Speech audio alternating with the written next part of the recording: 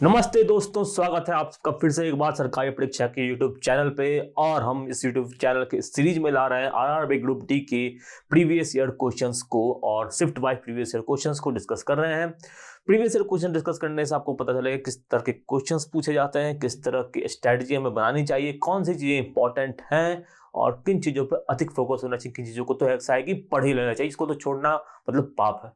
तो उन चीज़ों को हम यहाँ पे सीखेंगे, समझेंगे। तो आशा करता हूँ आप सब अच्छे होंगे, स्वस्थ होंगे, आपकी ग्रुप डी की तैयारी अच्छी दिशा में चल रही होगी और आपकी जो है पढ़ाई लिखाई खान पान सब कुछ उसी हिसाब से व्यवस्थित तरीके से चल रहा होगा। ओके, तो स्टार्ट करने जा रहे हैं। आज हम स्टार्ट करने जा रहे हैं साइंस की क्वेश्चंस को। 4 अक्टूबर 2018 में होने वाले शिफ्ट 1 के क्वेश्चंस को हम यहाँ पे डिस्कस करेंगे। तो पहले शिफ्ट क्वेश्चंस को हमने डिस्कस किया, आप इस शिफ्ट के क्वेश्चंस को भी देखो।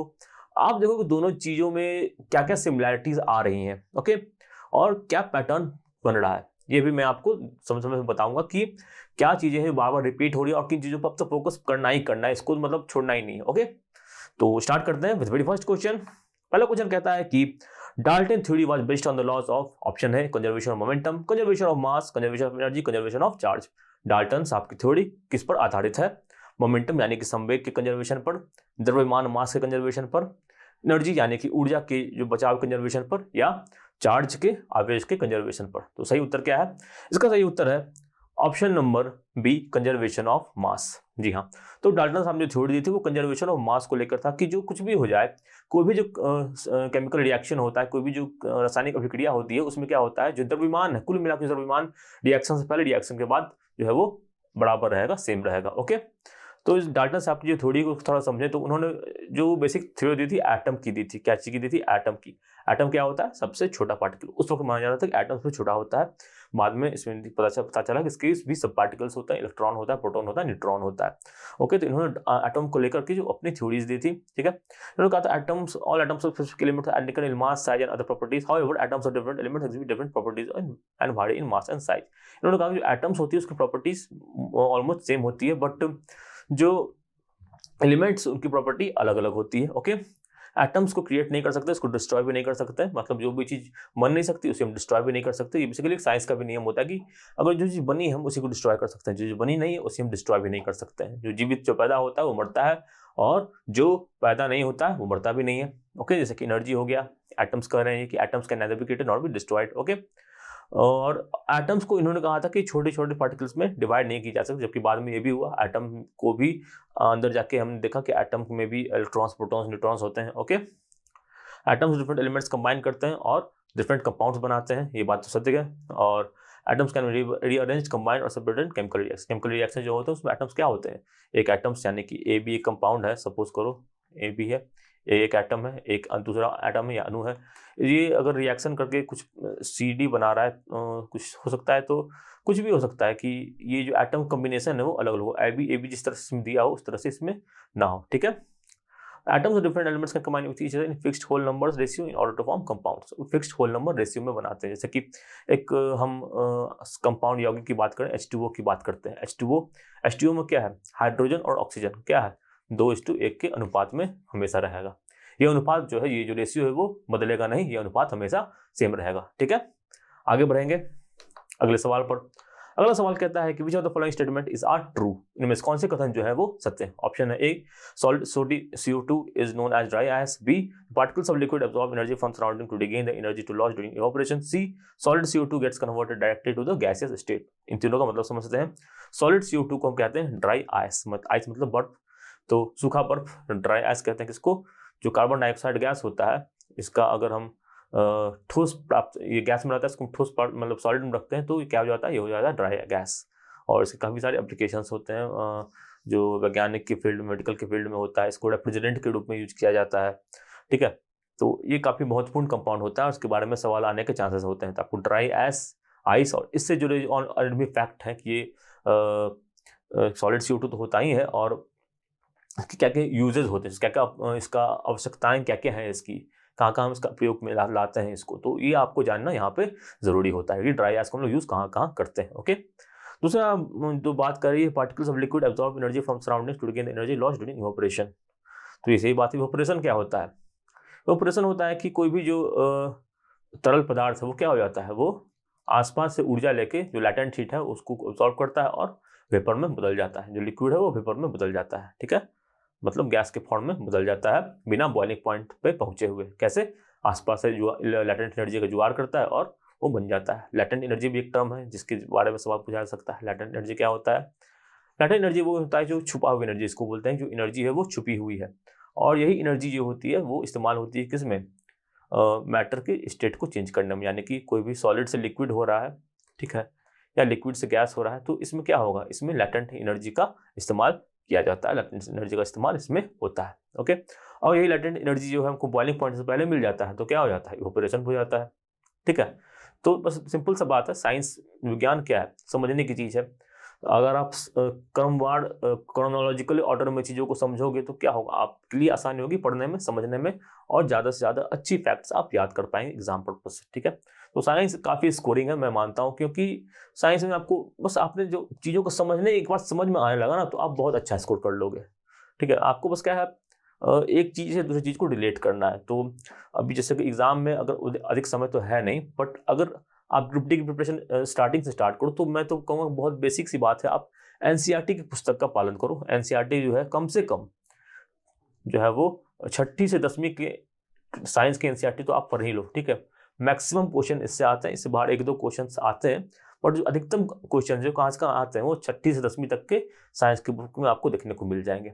तो साइंस की बुक की जो क्लास 6 to 10 अगर आप पढ़ लोगे तो ग्रुप डी की तैयारी आपकी काफ़ी बेहतर हो जाएगी और साइंस में काफ़ी अच्छा स्कोर कर लोगे। मतलब 25 क्वेश्चन आते हैं, आप एनसीईआरटी अगर आपने पढ़ लिया ना तो 22-23 तक आप आराम से स्कोर कर पाओगे। ओके, और तो वही बात करें, लैटेंट एनर्जी, लैटेंट हीट, सब कुछ एनसीईआरटी में दिया हुआ है। इसके बारे में सारी चीज़ें एनसीईआरटी में दी हुई हैं। आपको बस क्या करना है, बस क्रमवार तरीके से थोड़ा करके इसको पढ़ते रहना है। बट अभी क्योंकि समय कम है तो अभी आपको क्या करना, प्रीवियस ईयर देखना है, टाइप्स ऑफ क्वेश्चंस को देखना है, समझना है अच्छे से कहाँ से इंपॉर्टेंट चीज़ें हम उठा रहे हैं, और उन चीज़ों को तो बस पढ़ ही लेना है। बाकी उसके बाद भी आप चाहो तो थोड़ा बहुत पढ़ सकते हो, बट इतना अगर आपने पढ़ लिया तो आपका स्कोर जो है काफ़ी अच्छा हो जाएगा साइंस में। ओके, तो CO2 की बात करें तो ड्राई एस तो होता ही है, तो पहली बात तो सही होगी। दूसरी बात भी मैंने कहा कि सही होगी कि पार्टिकल्स ऑफ लिक्विड क्या करते हैं, एनर्जी एब्जॉर्ब करते हैं और लॉस्ट करते हैं ड्यूरिंग इवेपोरेशन, ठीक है। ये बात भी सही है कि ऊर्जा को एब्जॉर्ब कर लिया, अब बन गए वेपर, और वेपर को जब रिलीज करते हैं तो वापस से क्या हो जाती है, बरसात हो जाती है, पानी बन जाता है। Okay, solid CO2 get converted directly into the gaseous state. जी हाँ, ये बात भी होता है, जो सॉलिड CO2 होता है जो वो क्या होता है, बिना लिक्विड में आए हुए, ठीक है। पहले क्या होता है, कोई भी चीज़, बर्फ है, बर्फ पिघल के पहले पानी बनेगा और पानी क्या बनेगा, वेपर बनेगा बाद में, ठीक है, अगर पानी को भी गर्म करें। बट अगर कोई भी चीज़ डायरेक्ट जो है वो सॉलिड से बन जाता है गैस, तो उसी में कहते हैं क्या, सब्लिमेशन। ओके, उसे क्या कहते हैं, सब्लिमेशन। तो इस केस में वही होता है, जो CO2 सॉलिड होता है वो सीधे क्या बन जाता है, CO2 गैस में बन जाता है बिना लिक्विड में आए हुए। तो A भी सही है, B भी सही है, C भी सही है, तो सही उत्तर क्या हो जाएगा, all are true, option number D. और कुछ देखना ही नहीं है, ठीक है, सब सत्य है। आगे बढ़ेंगे तो ये देखो, ये ड्राई आइस की इमेज है, ड्राई आइस कुछ इस तरह से दिखता है आपको, ठीक है। तो अब आगे बढ़ेंगे अगले सवाल, क्वेश्चन संख्या 3 पर। यह कहता है कि what is the process by which gas is converted into solid. अभी हमने इसके बात की और अभी हमने इसका टॉपिक का जिक्र भी कर लिया है। ऑप्शन क्या है, deposition, sublimation, vaporization and freezing, ठीक है। तो उसका सही उत्तर क्या है, सब्लिमेशन। सब्लिमेशन से क्या होता है, गैस जो होता है सीधा सॉलिड में कन्वर्ट हो जाता है। अब एक सवाल यहाँ से ये भी बन सकता है कि कौन कौन सी सब्सटेंस का सब्लिमेशन होता है, ठीक है। तो कुछ सब्सटेंस का आप नाम याद कर सकते हो, जैसे कि कैम्फर होता है, कपूर, ठीक है, नेपथलीन बॉल्स होते हैं, साथ ही साथ अमोनियम क्लोराइड भी होता है जिसका सब्लिमेशन होता है। तो ये कंपाउंड का सब्लिमेशन होता है, तो ऐसे तरह से भी सवाल पूछे जाने के चांसेस होते हैं, ठीक है। वेपराइजेशन क्या होता है, अभी हमने पढ़ा, जो लिक्विड होता है वो बन जाता है क्या, वेपर्स में कन्वर्ट होता है, तो इवेपोरेशन के थ्रू भी हो सकता है, ठीक है। फ्रीजिंग क्या होता है, फ्रीजिंग जो होता है एक पर्टिकुलर टेम्परेचर पर होता है। ध्यान देने वाली बात ये भी है, सब्लिमेशन वेपराइजेशन का कोई टेम्परेचर नहीं होता, बट फ्रीजिंग का एक टेम्परेचर होता है। फ्रीजिंग हमेशा क्या होगा, अपने फ्रीजिंग पॉइंट पर होगा। फ्रीजिंग पॉइंट का मतलब क्या हो गया, फ्रीजिंग पॉइंट मतलब होगा कोई जो लिक्विड पदार्थ है वो बन रहा है सॉलिड में ठंडा करने पर, ठीक है। जैसे कि पानी है और अगर 0 डिग्री पर इसको ले आते हैं तो 0 डिग्री पर कुछ देर रहने के बाद ये क्या हो जाता है, आइस में बनने लगता है, बर्फ बनने लगता है पानी, तो इसी प्रक्रिया को कहते हैं फ्रीजिंग। फ्रीजिंग की जो प्रक्रिया है वो हमेशा 0 डिग्री पर ही होगी पानी के लिए, बाकी के लिए अलग होता है, बट पानी के लिए या किसी भी सब्सटेंस के लिए उसकी फ्रीजिंग पॉइंट पर ही उसका फ्रीजिंग होगा, उससे पहले उसकी फ्रीजिंग नहीं होगी। ओके, तो वो टेम्परेचर वहां तक पहुंचेगा, उसके बाद वो फ्रीज होना शुरू हो जाएगा। ठीक है, तो ऐसा भी सवाल अगर बन सकता है इनमें से कौन सा चीज है इसके लिए फ्रीजिंग पॉइंट या बॉइलिंग पॉइंट की आवश्यकता नहीं है, तो उसका ऑप्शन यही होता है वेपराइजेशन या इवोपोरेशन। उसमें क्या होता है फ्रीजिंग पॉइंट या बॉइलिंग पॉइंट पहुंचने की आवश्यकता नहीं होती है, उससे पहले ही जो है फिजिकल स्टेट चेंज हो जाता है। ओके, आगे बढ़ेंगे। अगला सवाल कहता है फोर्स इज इक्वल टू क्या होता है, तो ऑप्शन क्या क्या है, mass into acceleration, mass into volume, mass into pressure, mass into velocity. तो न्यूटन साहब ने कहा था सिंपल सा अपने दूसरे लॉ में कि फोर्स जो होता है मास इनटू एक्सेलरेशन के बराबर होता है। एक्चुअली न्यूटन साहब ने क्या कहा था वो भी जान लेते हैं, इससे क्या होगा हमें इस चीज को समझने में काफी आसानी होगी, और अगर दूसरे फॉर्म में क्वेश्चन बनता है तो आप उसको भी सॉल्व कर पाओगे। ठीक है, न्यूटन साहब ने अपने पहले लॉ में तो यही कहा था कि कोई भी चीज जो है वो अपनी जगह से हिलेगी नहीं अगर आपने उस पर बल नहीं लगाया है। कैसा बल, एक्सटर्नल फोर्स यानी कि बाहरी बल, और अनबैलेंस्ड फोर्स, मान लें कि दोनों तरफ से बराबर लगा ली तो फोर्स था ही नहीं। तो जब तक आपने एक तरफ से अधिक फोर्स नहीं लगाया, अनबैलेंस्ड फोर्स नहीं लगा, तब तक किसी चीज में जो है वो बदलाव नहीं आएगा। बदलाव का मतलब अगर वो एक दिशा में चल रहा है तो उसी दिशा में चलता रहेगा, अगर उसकी गति सेम है तो उसी गति में चलता रहेगा, अगर रुका हुआ है तो रुका ही रहेगा। अगर इसकी स्थिति में चेंज चाहिए, रुके हुई चीज को चलते हुई चीज को रोकना है, रुकी हुई चीज को बढ़ाना है, तो हमें क्या चाहिए, हमें चाहिए बल। ओके, ये था पहला लॉ। अब दूसरा लॉ क्या था, दूसरा लॉ कहता है कि जो मोमेंटम है, संवेग है, मोमेंटम में बदलाव के लिए हमें चाहिए होता है फोर्स। दूसरा लॉ यही था कि फोर्स जो होता है वो बराबर प्रोपोर्शनल होता है किसके, मोमेंटम में बदलाव के। चीज को क्या कहता है, चेंज इन मोमेंटम, मोमेंटम। ठीक है, फोर्स जो होता है किसके बराबर होता है, मोमेंटम में बदलाव के, यानी कि मोमेंटम में बदलाव की बात करें तो पी होता है मोमेंटम का, टी होता है टाइम का।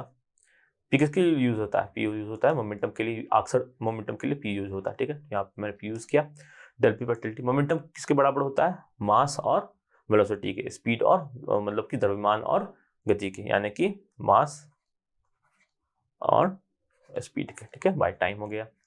अब देखो कोई भी चीज चलता रहा है उसका तो मास में, तो जो मास है वो तो वही रहेगा, वो तो बदलेगा नहीं। ठीक है, अगर सामान्य अवस्था की बात करें तो किसी चीज का मास नहीं बदलेगा, तो मास को अगर हम हटा दें तो बदलेगा क्या, वेलोसिटी ही बदलेगा। तो कुल मिला के क्या हो गया, मास गुना del V by del T. ठीक है, और डेल वी डेल टी क्या हो जाता है, वेलोसिटी में बदलाव बस टाइम, यही हो जाता है क्या हमारा एक्सेलरेशन। तो उत्तर क्या हो जाएगा, मास गुने एक्सेलरेशन। तो ये उत्तर क्या हो जाएगा, मास गुने एक्सेलरेशन। तो फोर्स इज इक्वल टू होता है मास इनटू एक्सेलरेशन। ये बात तुमको ऐसे ही पता होनी चाहिए। और मैंने इसको दूसरे तरीके से आपको बता दी कि फोर्स को क्या क्या कह सकते हैं, फोर्स को rate of change of momentum भी कह सकते हैं। क्या कह सकते हैं, rate of change of momentum, rate of change of momentum. याद रखिएगा, चेंज ऑफ मोमेंटम यानी संवेग में बदलाव की रेट। ठीक है, किस रेट से, किस गति से संवेग है वो बदल रहा है, वो हो जाता है हमारा क्या, त्वरण। और संवेग जो बदल रहा है वो हो जाता है क्या, हमारा फोर्स। ठीक है, तो फोर्स का ऐसा यूनिट क्या होता है, न्यूटन। और जो फोर्स का जो क्या बोलते हैं, सीजीएस यूनिट क्या होता है, वो होता है डाइन। ठीक है, ये बात आपको याद होनी चाहिए। एक और बात क्या याद होनी चाहिए, कितना डाइन कितने न्यूटन के बराबर होता है। ठीक है, तो 10⁵ डाइन जो होता है वो 1 न्यूटन के बराबर होता है। ठीक है, ये छोटी छोटी 4-5 बातें आपने साथ साथ सीख ली। तो ये जो सारे पॉइंट्स हैं इन सबसे सवाल बनने के चांसेस हैं। तो आपको पता चल रहा है अप्रोच कैसे कैसे पढ़ना है। तो फिजिक्स पढ़ना तो और भी आसान है। फिजिक्स में जो एक चीज है वो दूसरी चीज से काफी ज्यादा जुड़ी हुई है, आपको बस जोड़ना सीखना। आपने चीजों को जोड़ना सीख लिया, फिर जो है फिजिक्स चुटकियों का खेल है। आरआरबी ग्रुप डी की बात करूं तो फिजिक्स बहुत आसान है, अगर आप चीजों को जोड़ जोड़ के समझना, जोड़ जोड़ के सीखना सीख रहे हो। ठीक है, तो फोर्स के लिए क्या क्या जरूरी है, फोर्स का एक्सप्रेशन जरूरी है। दो तरीके से मैंने एक्सप्रेशन बता दिया इसका। और इसका यूनिट क्या है, सीजीएस यूनिट और एसआई यूनिट, दोनों ही सवाल पूछे जा सकते हैं। ओके, अब बढ़ते हैं आगे अगले सवाल पर। सवाल संख्या 5 ये कहता है कि objects move with a constant speed when no dash is acting on it. कोई भी वस्तु है एक जो है कांस्टेंट, एक बराबर समान गति से, अब समान गति से चल रही है होती है जब तक उस पर डैश नहीं लगता है। क्या नहीं लगता है, ऑप्शन क्या क्या है, प्रेशर, इनर्शिया, फोर्स या मोमेंटम। सही उत्तर क्या हो जाएगा, फोर्स हो जाएगा। जब तक फोर्स नहीं लगाएंगे, अभी अभी हमने इसकी बात की है, सारे सवाल जो है जुड़े हुए एक दूसरे से, तो बस यही कड़ी से कड़ी को मिलाना है और विज्ञान को समझना है। क्या करना है, कड़ी से कड़ी को मिलाना है, विज्ञान को समझना है। ओके, तो यहाँ पे बहुत सही सी बात लिखी हुई है क्या कि कौन सी चीज को नहीं कुछ अगर हम करेंगे नहीं तो क्या नहीं होगा। ठीक है, तो सही उत्तर इसका फोर्स। जब तक नहीं लगाएंगे तब तक जो है वो बात नहीं बनेगी, तब तक जो है वो स्पीड नहीं बदलेगी। जी हाँ, तो कुछ भी करने के लिए हमें बल प्रयोग करना पड़ता है, फोर्स लगाना पड़ता है। फोर्स लगाने का मतलब ये है, अगर हम आम जिंदगी में, यहाँ तो फिजिक्स में फोर्स है, पर अगर आम जिंदगी में इसकी बात करें तो कुछ भी अचीव करने के लिए हमें एफर्ट लगाना पड़ता है। ठीक है, चाहे वो आपको प्यार हो, चाहे आपकी पढ़ाई हो, कुछ भी अचीव करने के लिए आपको एफर्ट खुद करना पड़ता है। अगर आप नहीं करोगे तो क्या होगा, तब आप आगे नहीं बढ़ पाओगे। ठीक है, तो यहाँ पे सही उत्तर है फोर्स, और फोर्स जब तक नहीं लगेगा तब तक स्पीड नहीं बढ़ेगी। ये किसके अकॉर्डिंग है, ये न्यूटन के पहले लॉ के अकॉर्डिंग है, Newton's first law of motion. तो देखो एक ही शिफ्ट में न्यूटन्स लॉ के दो सवाल बन गए। तो न्यूटन्स लॉ की इंपॉर्टेंस हमें यहाँ से पता चलती है कि न्यूटन्स लॉ से सवाल आने के काफी अच्छे चांसेस हैं। तो न्यूटन के तीनों जो गति के नियम है वो तो आपको कंठस्थ होने चाहिए। साथ ही साथ तीनों एक दूसरे से जो है जुड़े हुए भी हैं। एक्चुअली पहला क्या कहता है, सिंपल सी बात है, पहला क्या कहता है कि कोई भी चीज अगर हम हिलाएंगे नहीं तो वो हिलेगा नहीं। और दूसरा क्या कहता है कि अगर हम क्या करेंगे, मोमेंटम में जो बदलाव ला रहे हैं उसका जो रेट है वही फोर्स है। और तीसरा क्या कर रहा है कि तीसरा भी पहले वाली बात है वो तीसरा भी कह रहा है कि एवरी एक्शन है इक्वल एन अपोजिट रिएक्शन, जितना लगा रहे हैं उतना हमें वापस मिल जाएगा। और कुल मिलाकर क्या होगा, कुल मिलाकर फोर्स ही लगेगा, क्योंकि जितना लगा रहे हो उतना वापस मिल जा रहा है। ठीक है, तो तीनों नियम जो है एक दूसरे से जुड़े हुए हैं। ठीक है, तीसरा नियम अगर आप नहीं समझो मैं एक बार अच्छे से समझा देता हूँ। तीसरा नियम क्या कहता है कि एक वस्तु दूसरे वस्तु पर क्या लगा रहा है, बल लगा रहा है। और अगर ये बल जो है वो क्या है, एक दूसरे पर लगाता है, सेम ऑब्जेक्ट पर तो बल नहीं लग रहा है, और कुल मिलाकर माने कि एक सिस्टम है, ये दोनों मिलाकर एक ही वस्तु है, तो जितना ये इस पे लगा रहा है उतना ये उस पे लगा रहा है, कुल मिला के हो गया शून्य, बात खत्म। ठीक है, तो ये तो क्या कहता है, ये तो कहता है अपना पहला लॉ। ठीक है, तो सही उत्तर है इसका फोर्स। तो फोर्स नहीं लगाएंगे बात तो बढ़ेगा नहीं। अगर बाकी ऑप्शन थोड़ा तो जान ले तो उसके बारे में भी सवाल पूछा जा सकता है। प्रेशर क्या होता है, प्रेशर होता है फोर्स बटा एरिया, यूनिट होता है इसका पास्कल। ठीक है, इनर्शिया क्या होता है, इनर्शिया वो प्रॉपर्टी होता है जिसके कारण कोई भी चीज जो है वो अपना हिलता है। तो एक सवाल जो बहुत अच्छा बनता है कि इनर्शिया किस पे निर्भर करता है, इनर्शिया निर्भर करता है मास पे। ठीक है, तो एक सवाल यहाँ से इस तरह का भी बन सकता है। मोमेंटम क्या होता है, अभी हमने बताया मोमेंटम होता है मास इनटू वेलोसिटी। और मोमेंटम के बारे में देखो पिछले शिफ्ट में, अगर आप फॉलो कर रहे हो ग्रुप डी की तो पिछले शिफ्ट में चर्चा की थी मोमेंटम के बारे में। और मोमेंटम देखो यहाँ भी आ रहा है, मोमेंटम फोर्स के रूप में आ रहा है। फोर्स, मोमेंटम, स्पीड, ये सब का क्या डेफिनेशन है, एक्सेलरेशन, ये सब का क्या मतलब होता है, इन सबको पढ़ना और कड़ी से कड़ी जोड़ना है। ठीक है, कैसे जोड़ सकते हैं, एक तो होता है वेलोसिटी, वेलोसिटी में बदलेंगे तो क्या हो जाएगा एक्सेलरेशन, एक्सेलरेशन में मास लगा दीजिए क्या हो गया फोर्स, फोर्स को डिवाइड कर दिए तो क्या हो जाएगा, फोर्स को डिवाइड कर दिए एरिया से तो क्या हो जाएगा प्रेशर। ठीक है, और इसी वेलोसिटी में मास गुना कर दिए तो क्या हो जाएगा मोमेंटम हो जाएगा। ठीक, तो आपको जैसे भी आप याद रखो, आपको ये चीजों को समझ के याद करना है, कुछ नहीं करना है। ठीक है, और बहुत ही बेसिक सवाल पूछे जाते हैं, एक दो जो है थोड़े कठिन सवाल पूछे जाते हैं, उसका मैं आपको तोड़ बता दूंगा, उसको कैसे निकालना है विद टाइम।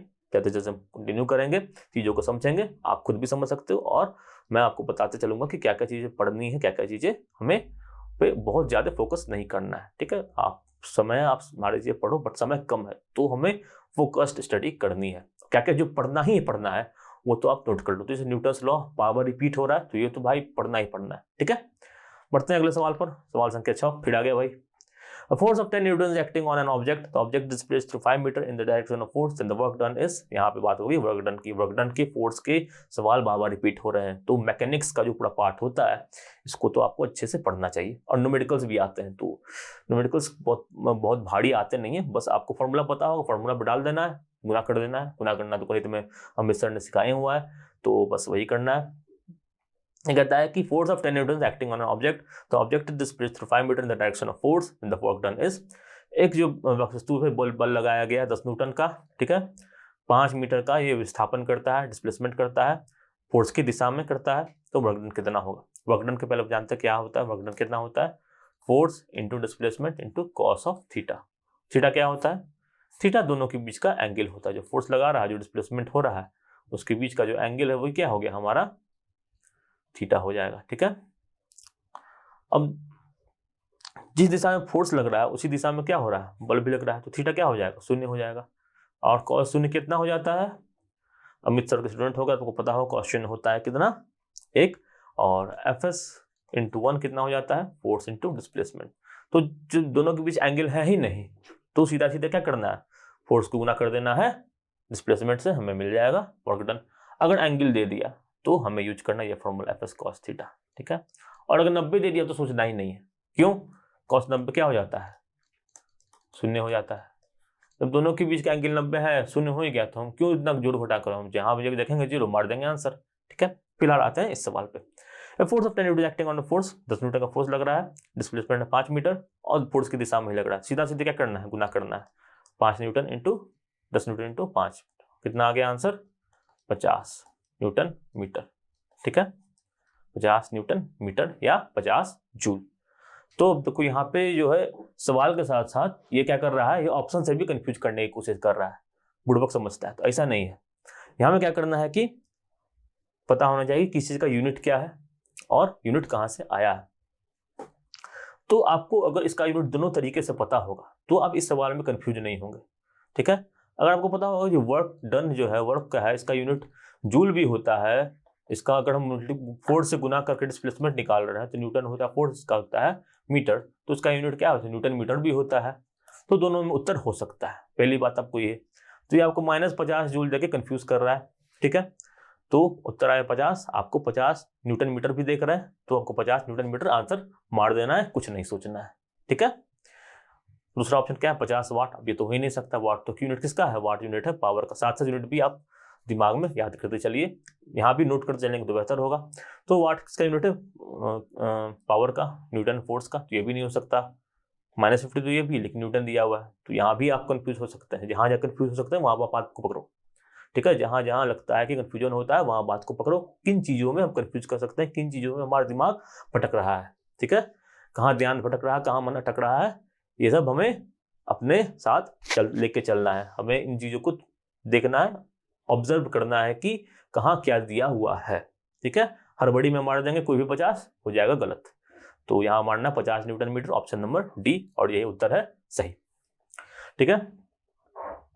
तो यूनिट से भी कंफ्यूज कर रहा है, और भी ऐसे सवाल देखने को मिलेंगे जहां पे यूनिट्स के थ्रू खेला गया है, आरआरबी ने खेला है, ओके। अगला सवाल पर हमें दिखाना है कि हम भी बड़े खिलाड़ी हैं। अगला सवाल क्वेश्चन के साथ ये कहता है कि which of the following reaction is precipitation reaction, ठीक है। तो एनसीईआरटी की पुस्तक आपने पढ़ी होगी, तो ये जो सवाल जो आ रहे हैं ना, ये सब मतलब चुटकियों में बन जाएंगे, ठीक है।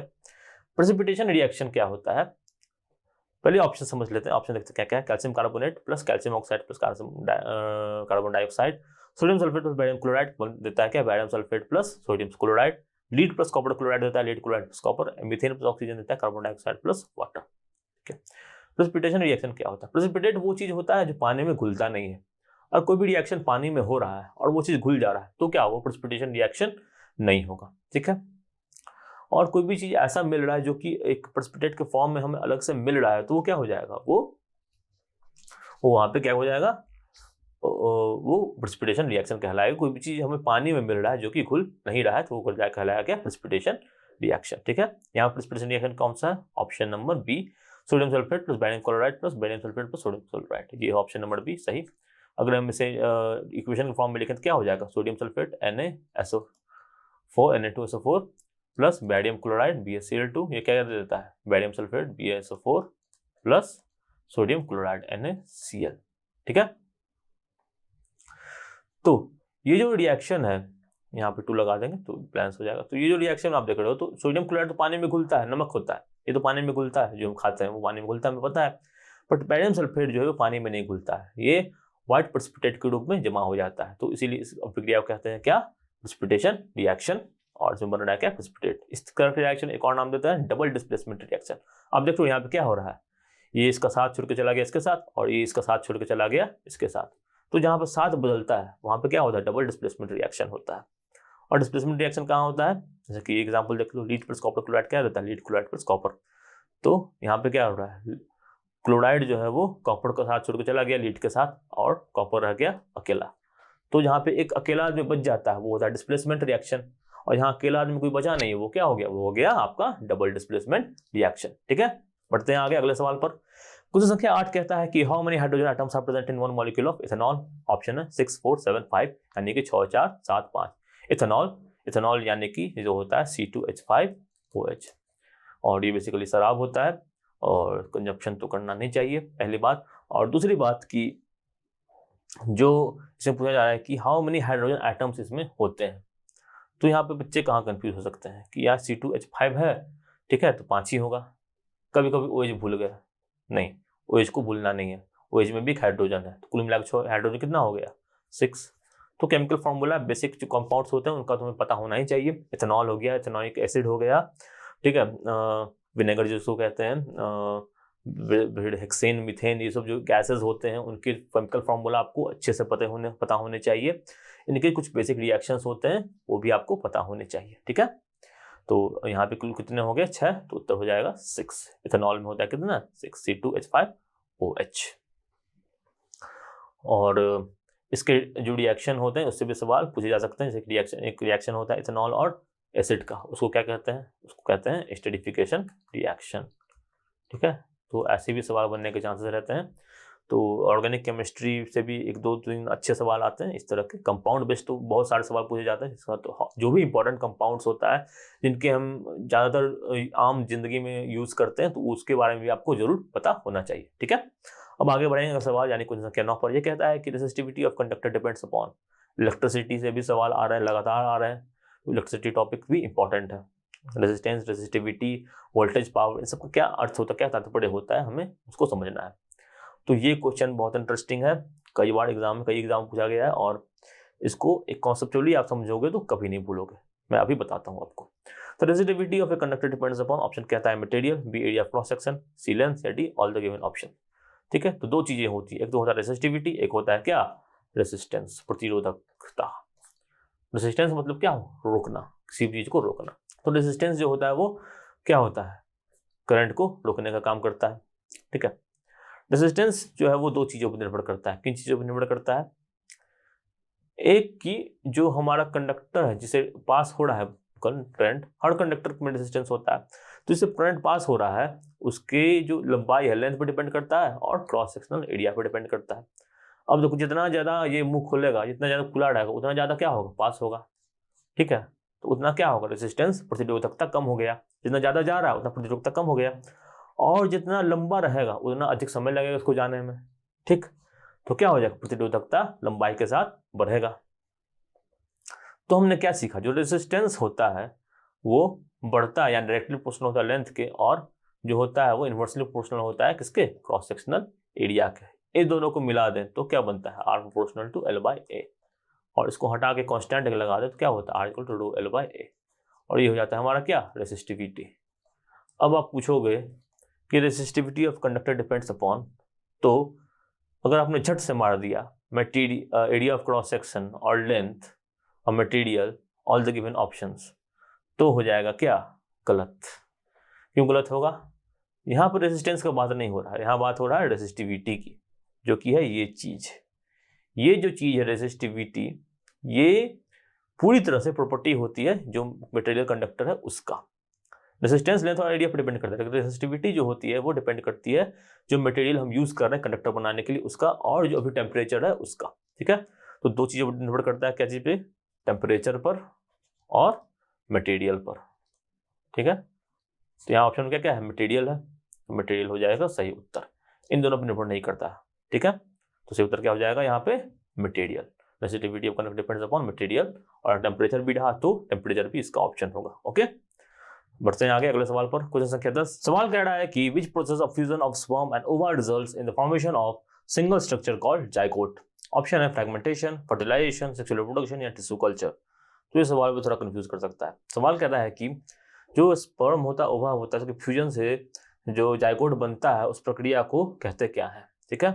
तो फ्रेगमेंटेशन क्या होता है, फ्रेगमेंटेशन होता है जो भी एक जीव है, ठीक है, वो क्या होता है कि वो अपने आप को बीच से काट देता है, और हर जो व्यक्ति है वो अलग अलग जीव बना लेता है, ठीक है।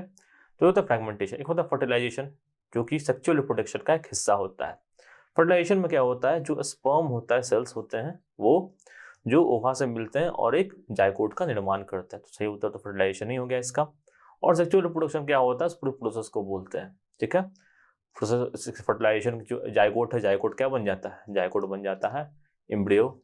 ठीक है, और यही एम्ब्रियो जाके बाद में बालक के रूप में या जो प्लांट होते हैं, एनिमल होता है, उनके आउटस्प्रिंग्स के रूप में ये पैदा होता है। ठीक है, तो सेक्सुअल रिप्रोडक्शन का एक पार्ट होता है। टिश्यू कल्चर वो होता है, टिश्यू कल्चर एक प्लांट को एक टेस्ट ट्यूब में उगाने की प्रक्रिया होती है। तो टिश्यू कल्चर एक अलग ही प्रोसेस होता है। तो इसका सही उत्तर क्या हो जाएगा, सेक्सुअल रिप्रोडक्शन।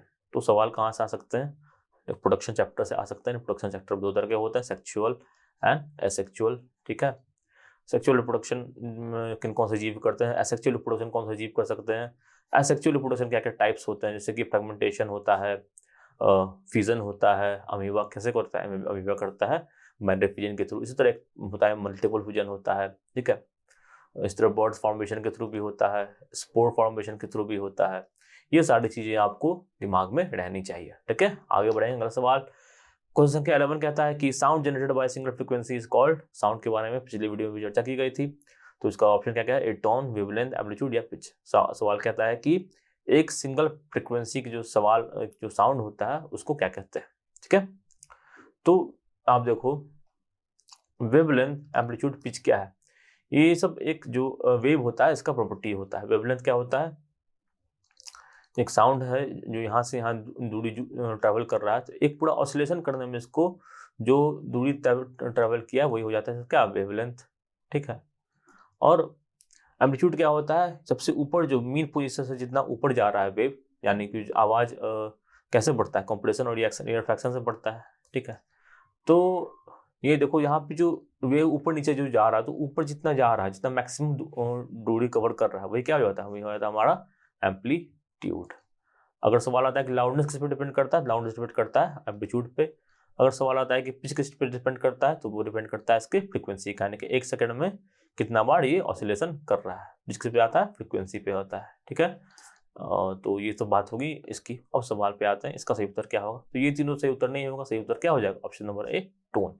एक सिंगल फ्रीक्वेंसी की जो आवाज होती है उसको क्या कहते हैं, वो एक टोन। मतलब टोन का आमतौर पर हम कैसे यूज करते हैं कि उसकी टोन बहुत कड़वी थी। मतलब टोन क्या होता था, मतलब कि सरकास्टिक फॉर्म में बोलने की किसी प्रक्रिया को बोलते हैं, वो सरकास्टिक टोन है। गुस्से में बोल रहे क्या बोल रहे हैं कि गुस्से का टोन है। ओके, आगे बढ़ेंगे सवाल पर। क्वेश्चन संख्या 12 ये कहता है कि newton metre square is a SI unit of option A pressure, work, power या फोर्स। अभी चर्चा की थी कि प्रेशर किसके बराबर होता है, फोर्स बटा एरिया के। फोर्स का यूनिट होता है न्यूटन, एरिया का यूनिट क्या होता है, मीटर स्क्वायर। सही उत्तर क्या हो जाएगा, प्रेशर। वर्क का यूनिट होता है जूल, पावर का यूनिट होता है वाट, और फोर्स का यूनिट होता है न्यूटन। अभी चर्चा की है हमने।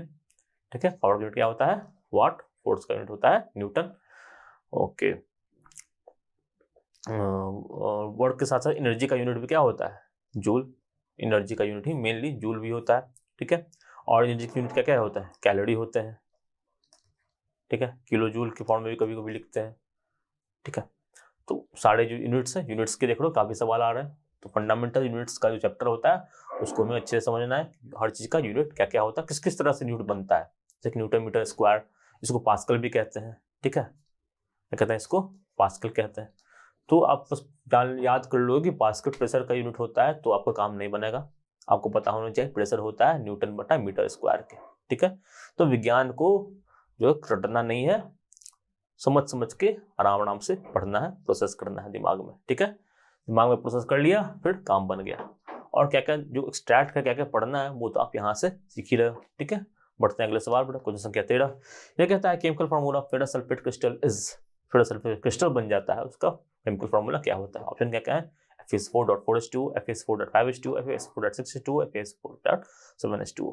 सही उत्तर है Fe4.7H2। इसे हम कहते हैं क्या, green vitriol.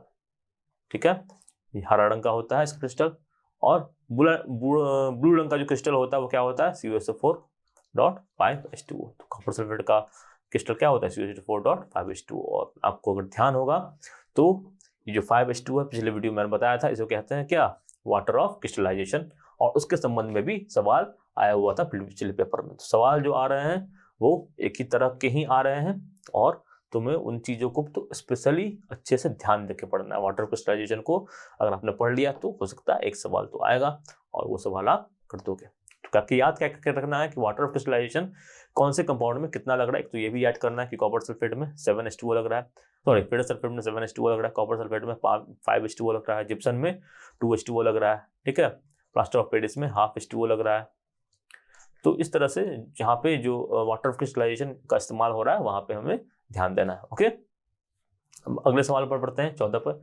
Om is the SI unit of electric charge, electric current, potential difference, resistance. सही उत्तर है रेजिस्टेंस। रेजिस्टेंस का यूनिट होता है क्या? ओम। ओम साहब ने एक लॉ भी दिया था, इसका नाम ओम्स लॉ है।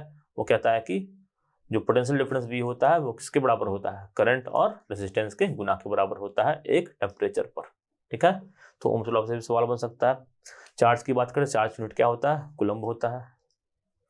करंट का यूनिट क्या होता है? एम्पियर होता है, ठीक है। पोटेंशियल डिफरेंस का यूनिट क्या होता है? वोल्टेज होता है।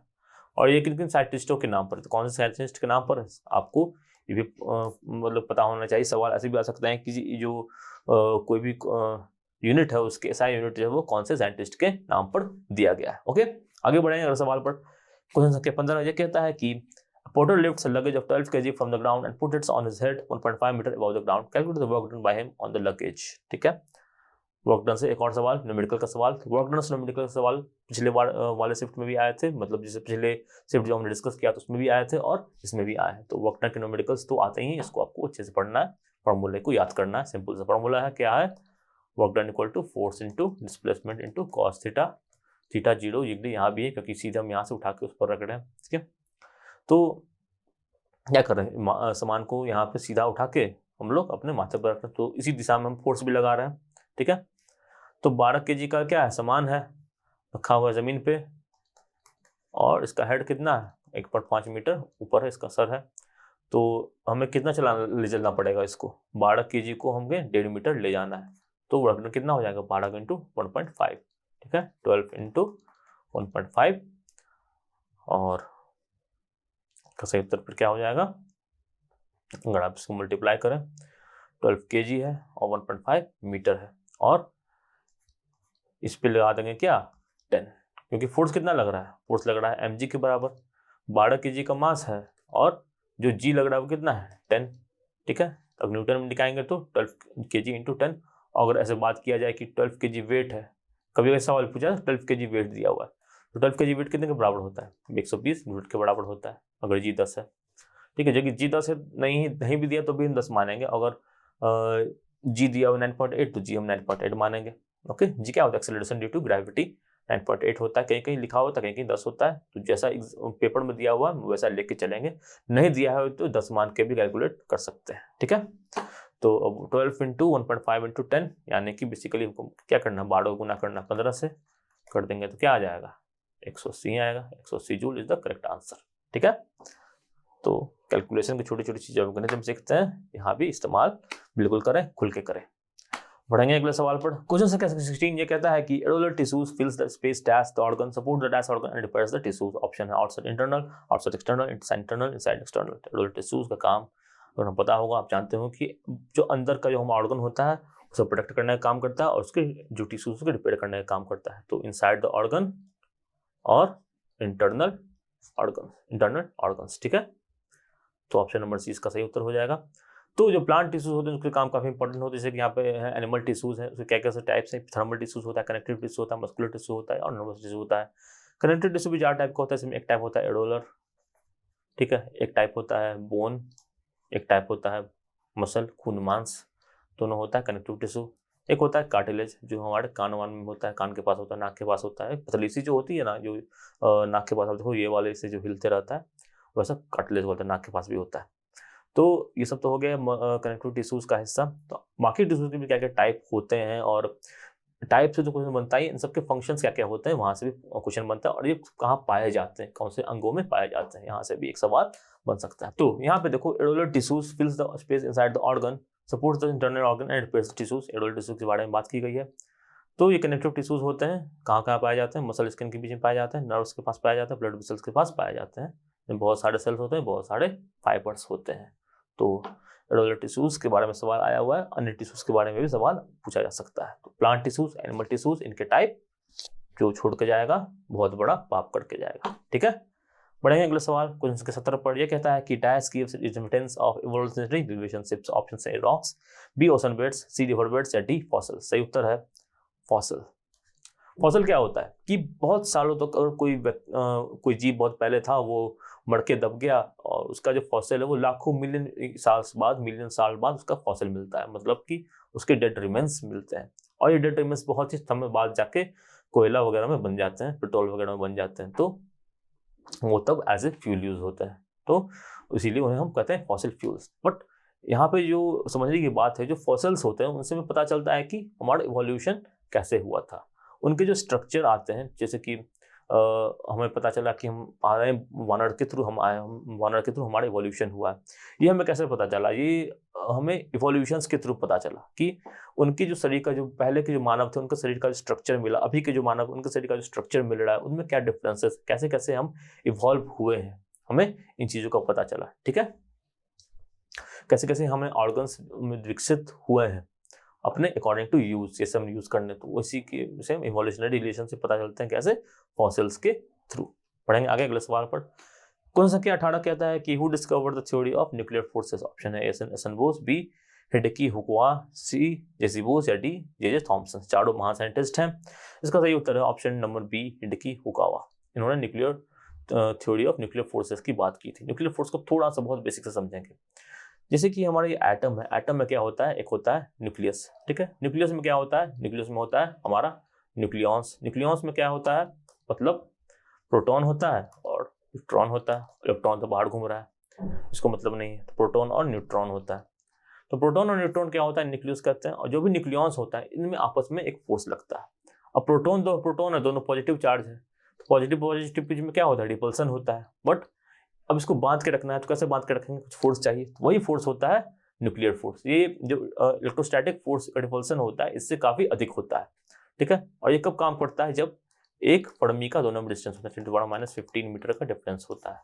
ये सवाल पूछा जा सकता है, कठिन सवाल में आएगा, बट पूछा जा सकता है कि जो न्यूक्लियर फोर्सेस है वो कब काम करता है। तो जब 10⁻10⁻15 मीटर का जो डिस्टेंस होता है तभी ये न्यूक्लियर फोर्सेस वो काम करते हैं। ठीक है, तो इसकी खोज की थी हिडेकी फुकावा ने। न्यूक्लियर फोर्स दो तरह का होता है, एक होता है स्ट्रॉन्ग, एक होता है वीक। तो इसके बारे में आपको पढ़ने चाहिए, जो दो तरह के न्यूक्लियर फोर्स होते हैं और उनका काम क्या होता है। ठीक है, बेसिक काम होता है, जो न्यूक्लियॉन्स हैं उन्हें हमें बांध के रखना होता है न्यूक्लियर फोर्सेस के थ्रू। तो जो चारों साइंटिस्ट के नाम भी देख लेते हैं, उन्होंने क्या क्या काम किया है। एसन बोस को बोस आइंस्टाइन कंडेंसेट के रूप में, आइंस्टाइन जो थे महान साइंटिस्ट, उनके साथ मिलकर उन्होंने बोस आइंस्टाइन कंडेंसेट बनाया था। ठीक है, हिडेकी को न्यूक्लियर फोर्स की बात की थी। जेसी बोस ने क्रिस्कोग्राफ बनाया था, और जेसी बोस साहब का काफ़ी योगदान रहा है फिजिक्स में और बायोलॉजी में भी। वहाँ पे उन्होंने बताया था कि लिविंग बींग्स जो है वो कैसे रिस्पॉन्ड करते हैं। ठीक है, इसके बारे में इन्होंने चर्चा की थी।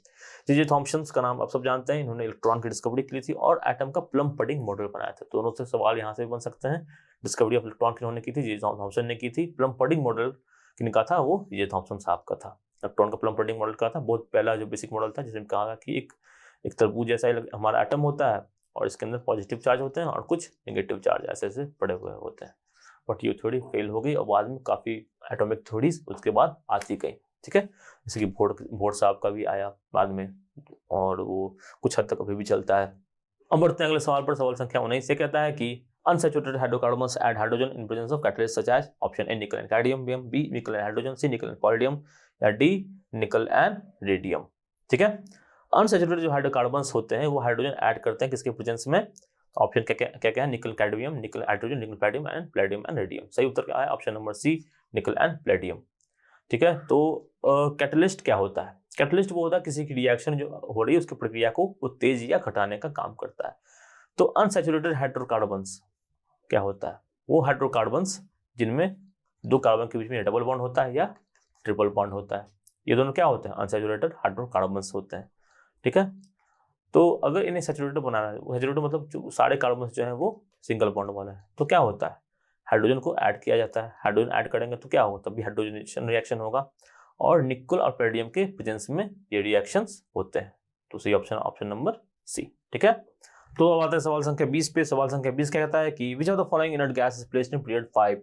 इनमें से कौन सा इनर्ट गैस है जो पीरियड 5 में पाया जाता है। ऑप्शन क्या है, नियॉन, यूरॉन, जेनॉन या आर्गन। सही उत्तर क्या है, option number C xenon. Inert gases क्या होता है? वैसे गैसेस जो कि इनर्ट होते हैं, जिनका जो बाहर का जो इलेक्ट्रॉन है आउटर सेल में वो 8 इलेक्ट्रॉन होते हैं। जो 8 इलेक्ट्रॉन का अचीव कर लिया उन्होंने, मोक्ष प्राप्त कर लिया, अब उन्हें कुछ करने की आवश्यकता नहीं है, वो किसी तरह का रिएक्शन नहीं करेंगे। तो जो इनर्ट गैसेस होते हैं वो कहाँ प्लेस्ड होते हैं? ग्रुप 18 में प्लेस होते हैं। तो इसको कहते हैं ग्रुप्स ऐसे जो होते हैं, और जो वर्टिकल और हॉरिजॉन्टल होते हैं उन्हें कहते हैं पीरियड्स। तो 18 ग्रुप होते हैं और 7 पीरियड होते हैं। तो 5वें पीरियड में कौन सा गैस होता है? सही उत्तर क्या हो जाएगा? ज़ीनॉन। ज़ीनॉन होता है 5वें पीरियड में ग्रुप 18 में। ठीक है, तो इनर्ट गैसेस क्या होते हैं? हैलोजेंस क्या होते हैं? ये बेसिक टर्म्स के साथ आपको हम याद करना होगा चीज़ों को। हैलोजन किनको कहते हैं, इनर्ट गैस किनको कहते हैं, और इनके जो है वो क्रम क्या है, किस तरह से सजे हुए हैं। ठीक है, साथ ही साथ जो पीरियोडिक टेबल है आपको उसका बेसिक आइडिया ये भी होना चाहिए कि इसमें आगे बढ़ने पर एटॉमिक रेडियस घटता है या बढ़ता है, नीचे आने पर रेडियस घटता है या बढ़ता है। ठीक है, पीरियोडिक टेबल बहुत ही इंपॉर्टेंट है आरबी ग्रुप डे के लिए। तो पीरियोडिक टेबल को बहुत अच्छे से एक एक एलिमेंट को याद करने की बात नहीं है, बट आपको बेसिक जो ट्रेंड होता है वो याद पता होना चाहिए कि कैसे एटॉमिक साइज घटता है, कैसे एटॉमिक साइज बढ़ता है, कौन सा ग्रुप हाइड्रोजन का होता है, कौन सा ग्रुप हैलोजन का होता है, कौन सा ग्रुप अल्कली मेटल्स का होता है, कौन सा ग्रुप डी ब्लॉक होता है। ठीक है, ऐसे से भी सवाल पूछे जाते हैं कि डी ब्लॉक कहाँ से कहाँ तक होता है, हैलोजन का ग्रुप कौन सा होता है, रेड गैसेस ग्रुप कौन सा होता है, अल्कली या अल्कलाइन अर्थ मेटल्स का ग्रुप कौन सा होता है। ठीक है, आगे बढ़ते हैं अगले सवाल पर। कौन सा क्या केस कहता है कि the plants and dense groups are commonly called algae. Algae को हिंदी में कहते हैं क्या? शैवाल। ऑप्शन क्या क्या है? जिम्नोस्पर्म, ब्रायोफाइटा, पिट्रोफाइटा या थैलोफाइटा। तो जान लेते हैं सही उत्तर क्या है दोस्तों। इसका सही उत्तर है ऑप्शन नंबर डी, थैलोफाइटा। तो थैलोफाइटा जो होते हैं अलगी होते हैं। अलगी कहाँ पाए जाते हैं? अलगी पाए जाते हैं जो वेट्स एरिया होता है वहाँ पे अलगी को पाया जाता है। ठीक है, अब जैसे जिम्नोस्पर्म, ब्रायोफाइटा होता है, पिट्रोफाइटा होता है, ये सब क्या है? ये सब प्लांट के क्लासिफिकेशन में पढ़ोगे, क्लासिफिकेशन ऑफ ऑर्गेनिजम्स, तो प्लांट क्लासिफिकेशन का हिस्सा है। ठीक है, तो ब्रायोफाइटा कौन कौन से होते हैं? बहुत कम होते हैं, मॉसेस होते हैं, ठीक है, हॉर्नवॉट होते हैं। तो इन तरह से अन्य जीव जो है उनके एग्जाम्पल हैं, उनका बेसिक फंक्शन क्या होता है, वो किस तरह से इन्हें डिवाइड किया गया है, उन चीज़ों को समझना यहाँ पे काफ़ी आवश्यक होता है। ठीक है, जिम्नोस्पर्म जैसे क्या होता है? जिसमें जिम्नोस वो होता है जिनमें जो कि फ्लावरलेस प्लांट्स होते हैं बट इनमें सीड होते हैं। तो सबकी अलग अलग कुछ स्पेशलिटी होती है, वो आपको पढ़ना है, ध्यान से समझना है और उनके एग्जाम्पल्स को समझना है। ठीक है, आगे बढ़ेंगे अगले सवाल पर। उसके बाद ये कहता है कि what is the chemical name of Chinese salt that we use in preparing cuisine. Option है calcium hydroxide, B calcium carbonate, C sodium benzoate या डी मोनोसोडियम ग्लूमेट। तो ये ऑप्शन है option number D, monosodium glutamate. तो यहाँ आप देख रहे हो जो जनरल चीजें हम यूज कर रहे हैं आमतौर पर घर में, उसका केमिकल फॉर्मूला हमको थोड़ा बहुत पढ़ लेना है। जो भी आप देखते हो केमिकल फॉर्मूला इसका क्या होना चाहिए। ठीक है, केमिकल फॉर्मूला पर बेस्ड बहुत ही ज्यादा सवाल आते हैं, तो आपको कुछ बेसिक केमिकल फॉर्मूले जो हम यूज करते हैं उनको बस एक बार रिवाइज करके देख के चला जाना एग्जाम पे। ठीक है, आगे बढ़ेंगे सवाल 23 पे। फिर से न्यूमेरिकल आ गया। A car accelerates uniformly from 18 km/h to 36 km/h in 5 seconds. Calculate the acceleration of the car. ठीक है, ऑप्शन है 1 मीटर पर सेकंड, बी 4 मीटर पर सेकंड, डी 4 मीटर पर सेकंड या डी 1 मीटर पर सेकंड स्क्वायर। तो देखो यहाँ पे अगर एलिमिनेशन से बात करें तो दो ऑप्शन तो ऐसे ही एलिमिनेट हो गए, 4 और 1। क्यों? यहाँ देखो ये ऑप्शन में है 4 मीटर पर सेकंड, ठीक है, और ये ऑप्शन में क्या है? D 1 metre second square. अब ये दोनों तो गलत हो जाएगा। क्यों? क्योंकि इसका यूनिट क्या होता है? मीटर पर सेकंड स्क्वायर। तो या तो ए होगा या बी होगा, ये दोनों में से कोई इसका सही उत्तर हो सकता है। ठीक है, तो 18 किलोमीटर पर आवर है और सिर्फ 36 किलोमीटर पर आवर। अब हमें एक्सीलरेशन निकालना है किसमें? मीटर पर सेकंड में। तो पहली बात क्या करेंगे कि इसको गुना कर देंगे किससे? 5/18 से। क्यों कर रहे हैं? क्योंकि किलोमीटर पर आवर कर रहे हैं हमें मीटर पर सेकंड में, तो गुना किसे करना होता है? 5/18 से। ठीक है, किलोमीटर पर आवर करेंगे किसमें? मीटर। अगर सेकंड में तो किसे करते हैं? 5/18 से। अपोजिट करना होता है, मीटर को किलोमीटर में करना होता है, कितना करता है? 18/5 से। यानी कि 1 मीटर जो पर सेकंड होता है वो 18/5 किलोमीटर पर आवर होता है। बढ़ा यहाँ पे 18 किलोमीटर है, इसको कन्वर्ट किया तो कितना आया? ये 5 मीटर पर सेकंड आया। यानी कि ये इनिशियल वेलोसिटी है, यू है। फाइनल स्पीड, जो फाइनल वेग होगा इसका कितना होगा? 36 किलोमीटर पर आवर है। ये निकालेंगे 36 गुना 5/18, कितना आ जाएगा? 10 आ जाएगा, 10 मीटर पर सेकंड। हम एक्सीलरेशन निकालना है। एक्सीलरेशन क्या होता है? Change in velocity by time. जो वेग में बदलाव आया है बटा समय। वेग बदलाव कितना आया? 10 मीटर माइनस 5, यानी कि 5 आया है। कितने समय में आया है? 5 सेकंड में आया है। तो 5 से भाग दे दिया इसको, आ गया क्या? 1। तो इनका बेसिक फॉर्मूला में भी याद होना चाहिए।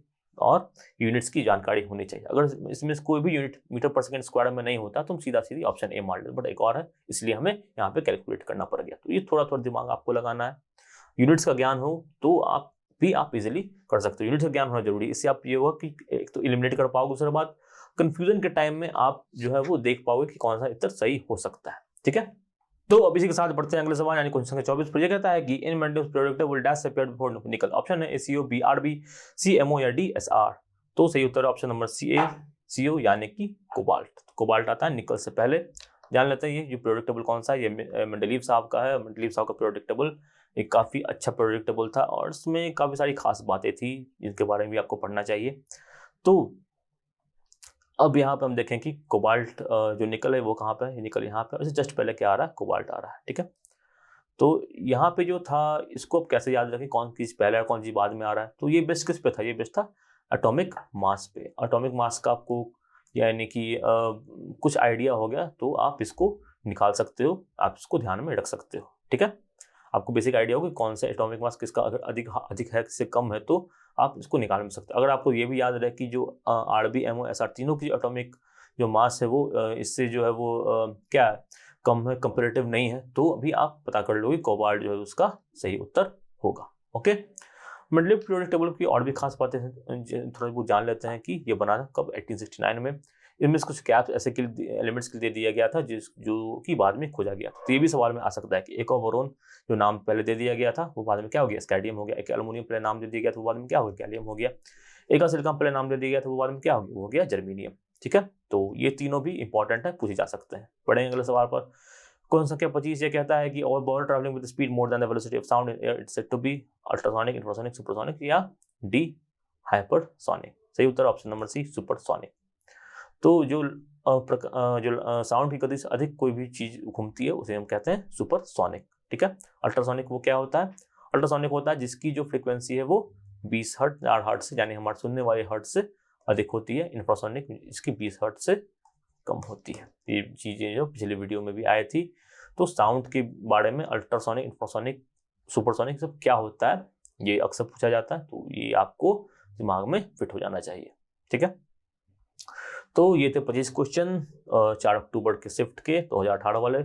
तो आशा करता हूँ आपको वीडियो में जो चीज़ें बताई वो आपको समझ में आई होंगी। तो आप भी काफ़ी मेहनत कर रहे हैं मैं जानता हूँ, तो और इस लक्ष्य को प्राप्ति के लिए हम सबको साथ मिलकर काम करना पड़ेगा। साथ मिलकर काम करना पड़ेगा, अधिक से अधिक लोगों को हमारे साथ जोड़ना पड़ेगा। तो जो ग्रुप टी की वीडियो सीरीज चल रही है प्रीवियस ईयर पेपर की, साथ मुझे इंपॉर्टेंट चीज़ें हम डिस्कस कर रहे हैं फॉर योर एग्जाम।